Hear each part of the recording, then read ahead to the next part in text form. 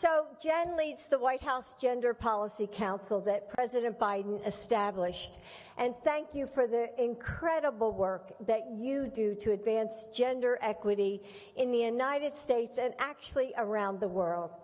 So I'm so glad to be here with our ambassador, Bauer Denise, who is not only a tremendous leader, but also a dear friend. And with our mayor of LA, Karen Bass, of the great city of Los Angeles.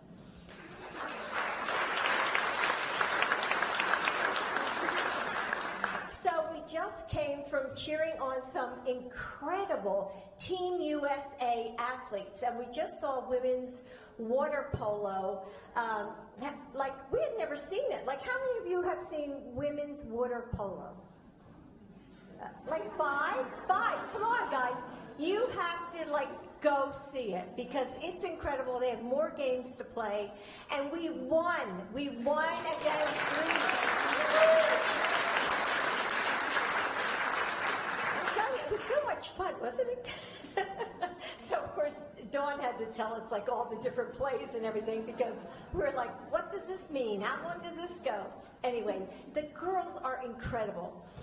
And even now, away from the lights and the roar of the crowd, you can tell, I still feel swept up in their magic. And I'm sure that you felt it too, the thrill of that last second shot. You know, the football that shaves off that last half a second. Watching as someone puts all those years of hope and hard work into one final swing or parry. And they're part of a legacy that shows us really that there are no limits to our potential. And this year's games have a special distinction. The last time that the Olympics were in Paris, less than 5% of the athletes were women. Isn't that hard to believe?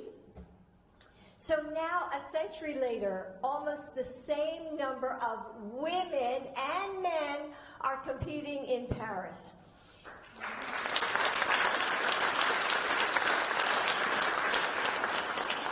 So these Olympic Games are the closest we've ever come to gender parity.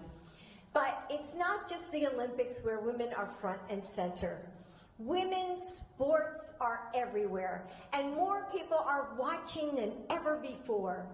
But even as so many more women take to the court or fly down the field, what we know about women's health and sports simply hasn't kept pace.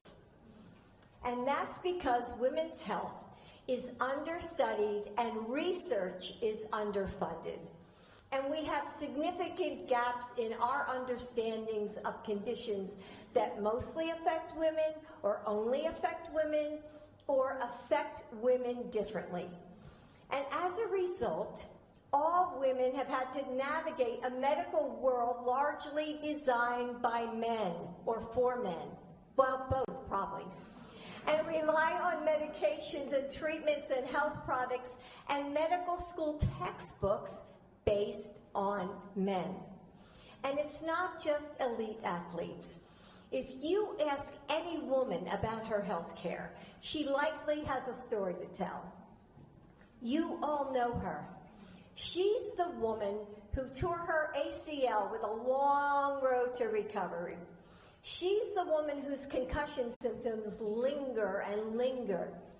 She's the woman wondering why it took so long to treat her fibroids.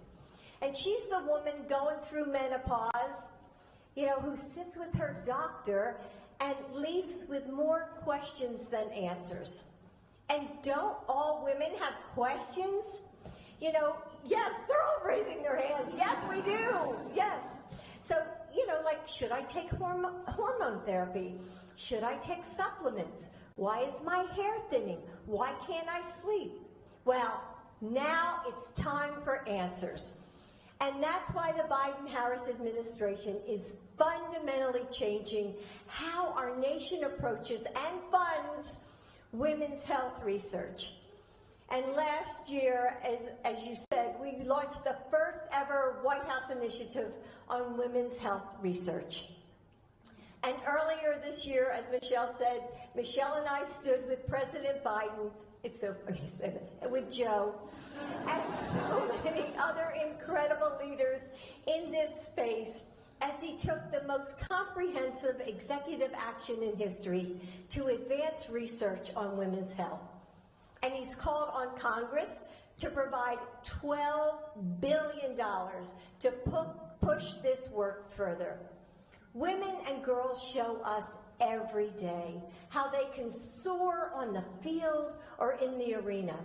They inspire us to work harder, to get back up when we fall, to keep reaching for the endless possibilities in each of us. And that's why we're all here. By investing in women's health research, we can ensure that our athletes and all women can keep reaching for those bright tomorrows ahead.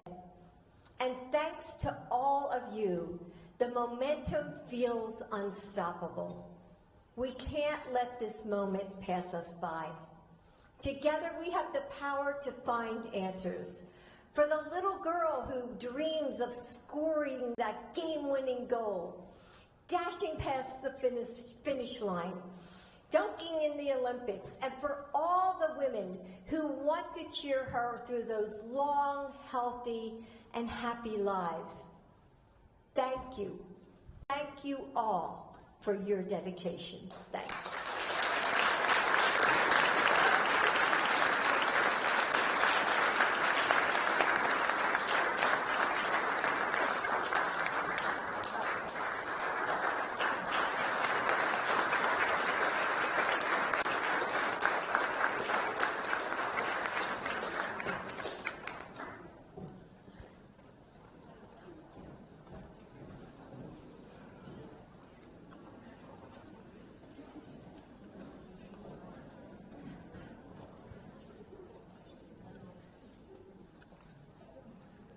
Okay. So we have to ad-lib a little bit. Can we change it? So, we are, thank you so much, by the way. I want to properly recognize